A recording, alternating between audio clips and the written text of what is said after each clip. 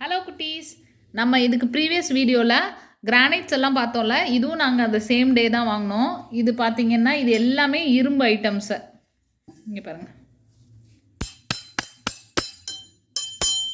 இங்கே பாருங்கள், இரும்பு அடுப்புக்கு மேலே நம்ம யூஸ் பண்ணிக்கிறதுக்கு பனியார சட்டி. இதில் உண்மையிலே நம்ம சமைக்கலாம். ஆனால் இது என்னென்னா, நாங்கள் வாங்கினது வந்து இரும்பு கடை, சேம் நான் சொன்ன அதே இடத்துல தான், மீனாட்சி அம்மன் கோயில் பக்கத்தில் தான் வாங்கினோம்.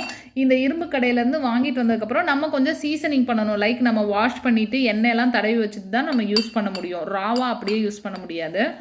இது கூட நாங்கள் கொஞ்ச நாள் யூஸ் பண்ணாமல் விட்ட நாள் தான் இந்த மாதிரி துரு மாதிரி வந்துருச்சு. நீங்கள் வந்து ஒரு அட்லீஸ்ட் ட்வைஸ் அ வீக், இல்லைன்னா ஒரு மந்த்லி ஒன்ஸ் லைட்டாக நீங்கள் எண்ணெயாவது தடவி வைக்கணும். இதில் நாங்கள் வந்து பணியாரம் செஞ்சுருக்கோம்.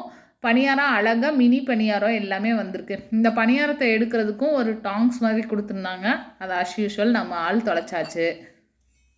நெக்ஸ்ட்டு இங்கே பாருங்கள், இரும்பு தோசைக்கல்லில் திருப்பி போடுறதுக்கு தோசை திருப்பி, எங்கள் ஊரில் இதை சட்டுவோன்னு சொல்லுவோம். நெக்ஸ்ட்டு வடைச்சட்டி,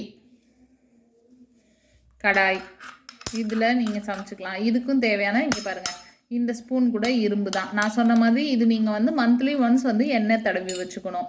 அது இல்லாமல் இங்கே பாருங்கள்,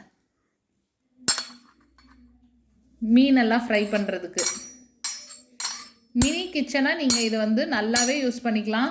இந்த அடுப்பும் வந்து இது கீழே ஒரு கேண்டில் மட்டும் பொருத்தி வச்சுக்கோங்க. பொருத்தி வச்சுட்டு இது யூஸ் பண்ணுங்கள். ஒரு நாள் நம்ம சமைக்கும்போது அந்த வீடியோவும் போடலாம்.